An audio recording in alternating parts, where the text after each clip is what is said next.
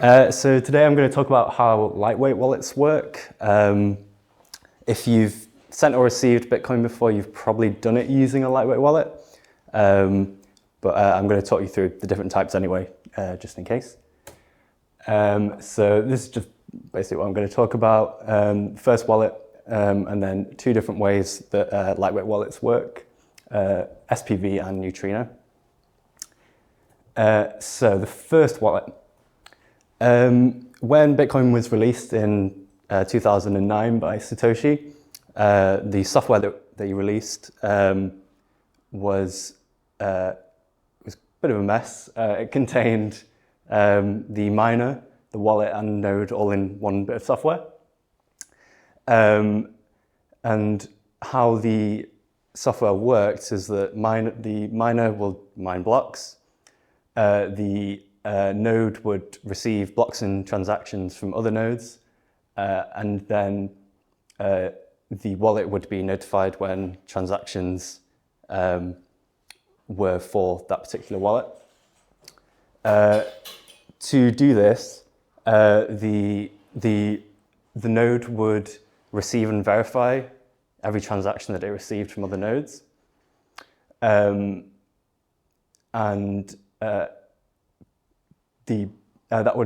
that's currently about 250 gigabytes of data to download, because there are about, I think, 500 million transactions that have ever occurred in Bitcoin.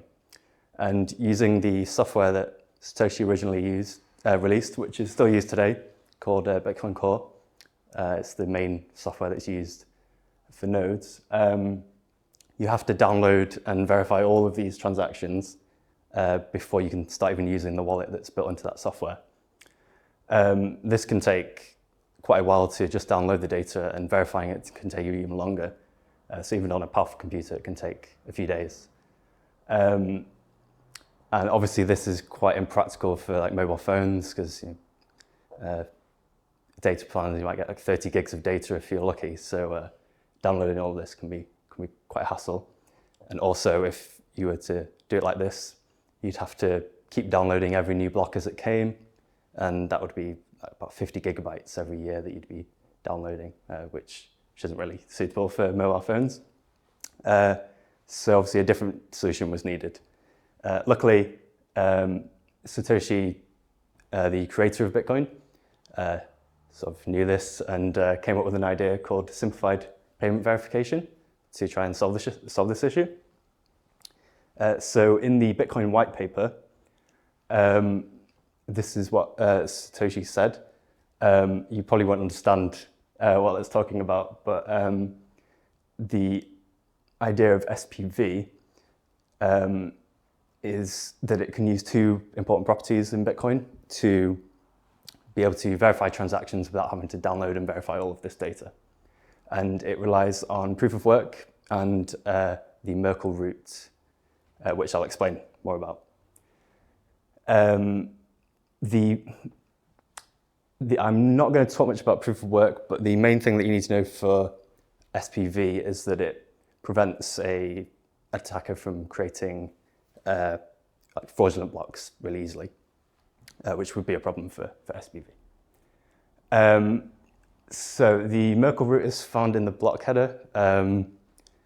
Without going into too much detail, blocks are kind of in two parts. There's a block header, which is very small, and then there's the transactions themselves, which is what takes up most of the 250 gigabytes of space. So the block headers, it's about, for the entire blockchain, it's about 50 megabytes, so you can easily download that on a mobile phone, for example. This Merkle root can be used to prove that a certain transaction is included in the block. So without downloading all the transactions, you can see that your transaction is in fact in that block by only downloading a few megabytes of data for the whole blockchain. The way that this Merkle root is calculated is by getting the transaction ID of each transaction in a block. Again, you might not fully understand what I'm talking about. Just say if you have any issues. But basically, this transaction ID is like a unique fingerprint for a transaction. So each transaction can be uniquely identified. And using some computer science, you can put all of these transaction IDs together to create a single ID, which is called the Merkle root, and allows you to do this proof. So the problem. So now we know we can prove, without having to download all of that data and verify all that data, that certain transactions are in a block. But what we need to be able to do is tell a full node that has done all of this verification which blocks we're interested in, which transactions we're interested in, so that we know those transactions are related to our wallet. So probably I should explain this a bit more. What's quite important is these full nodes. So what I described before with Bitcoin Core and this minor wallet and node, these are when people usually talk about like full nodes or nodes on the network. This is what they're referring to, and this is the software that's verifying all these transactions. And the idea of lightweight wallets is that the wallet on your phone can connect to one of these nodes that's doing all the verification, and rather than doing it itself. The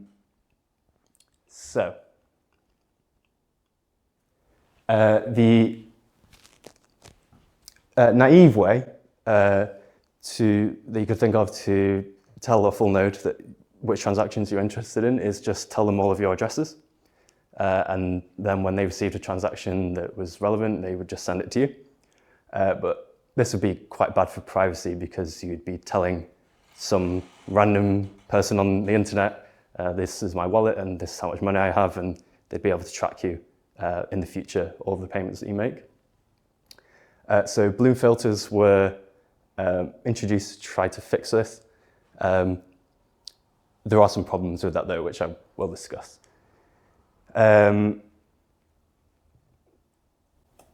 So a Bloom filter is another computer science term. Basically, what it allows you to do is in Bitcoin, it allows you to tell the full node a partial bit of information about a transaction without revealing the full details. A good analogy I've seen is, say for example, you wanted to get directions to a road from someone. If you just ask them, where is this road? And give it this full name, then they'd know exactly where you're going.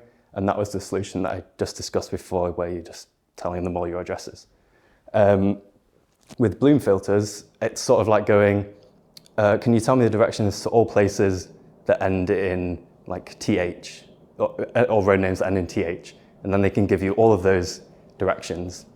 So they know some information about, they know some information about where where you could possibly want to go, but they don't know exactly. But this also means that you're receiving some false positives. So you have to go through and check, some of them might not be where you want to go. And it's the same with the transactions. The full node that you're connected to may send you some transactions which aren't relevant to you, but you can just go and ignore them. This gives you greater privacy, because you're not revealing all the information, and it makes it harder for them to track. However, there are some issues with this.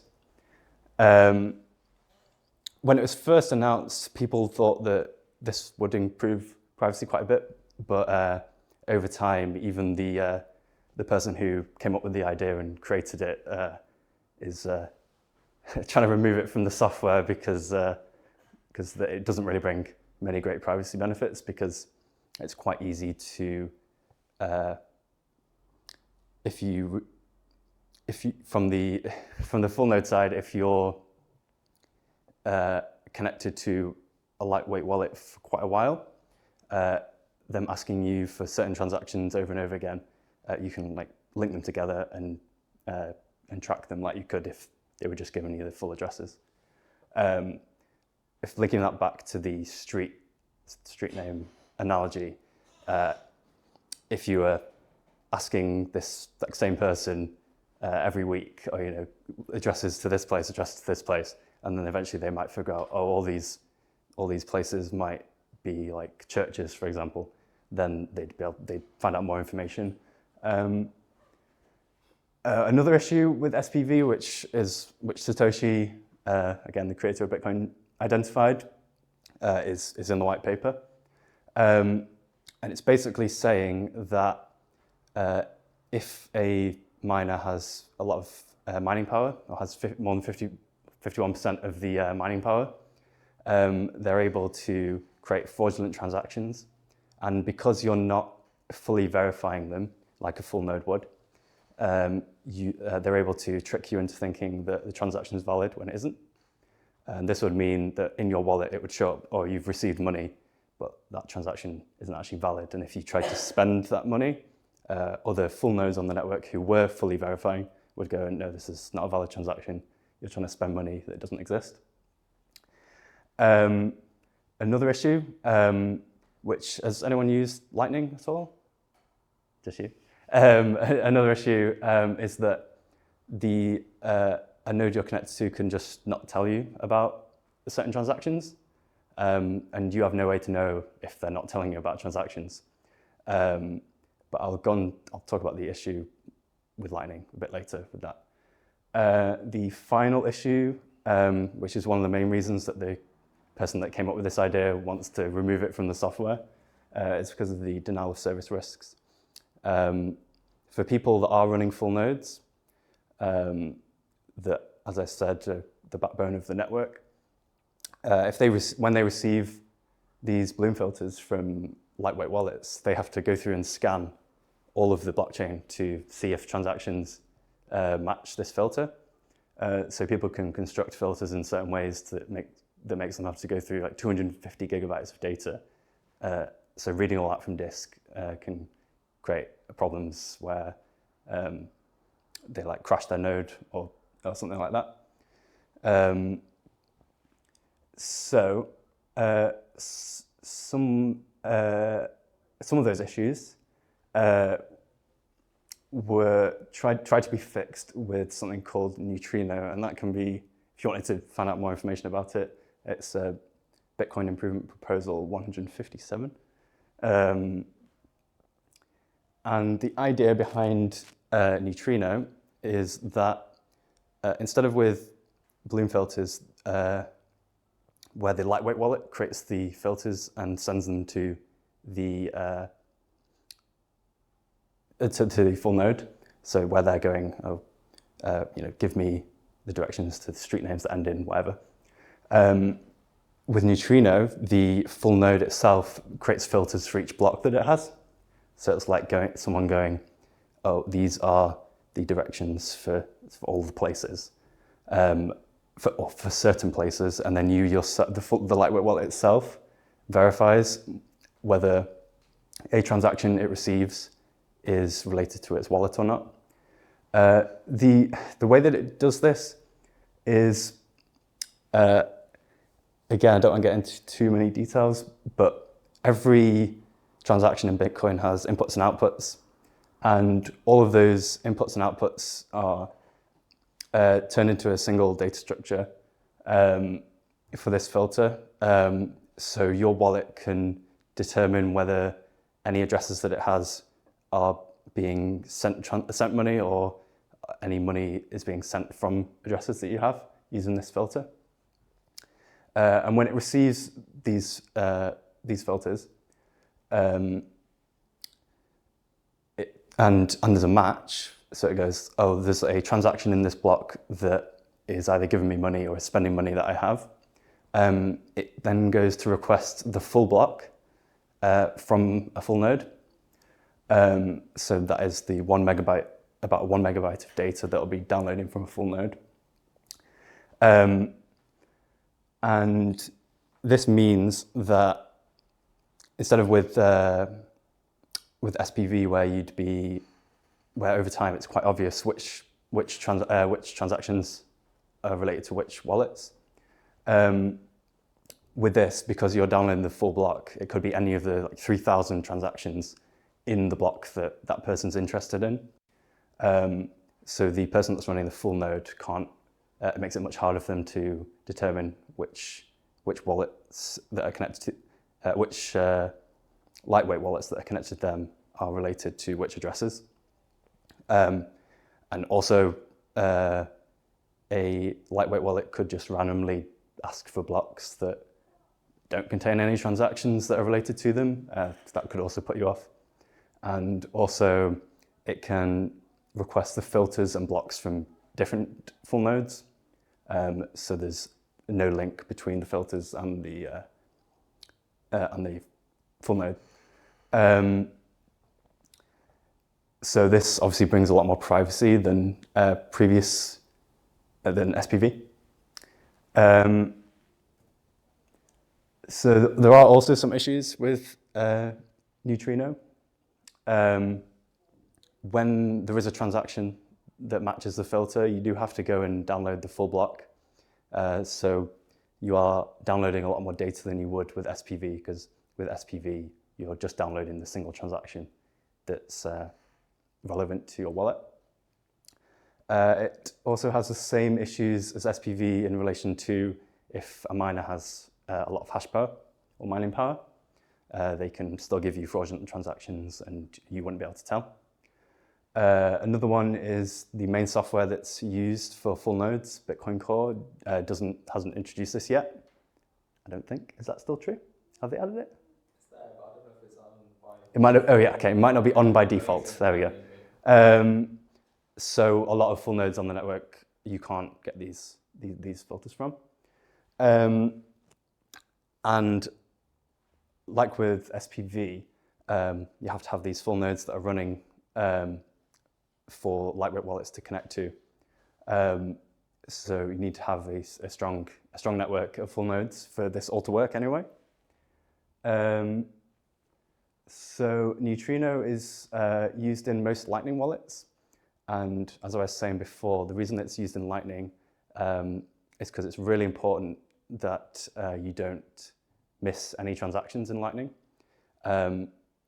So if with SPV, as I said, a full node can just not send you that transaction. So you could miss, if anyone knows anything about Lightning, you could miss a channel breach transaction, and that means that you wouldn't be able to punish them. So you potentially could lose money. So the person I think that came up with the idea of Neutrino was working heavily on Lightning, so that's why they came up with it. Because with this, they either send you the block filter for the full block, or they don't. So there's no way for them to individually not send you transactions. And it's also used in Wasabi Wallet, which is a privacy-focused wallet, because of the privacy benefits of it. And I think that's everything. Thanks for listening. Have you got any questions? So Bloom filters being abandoned in favour? I think it's still used in quite a lot of software.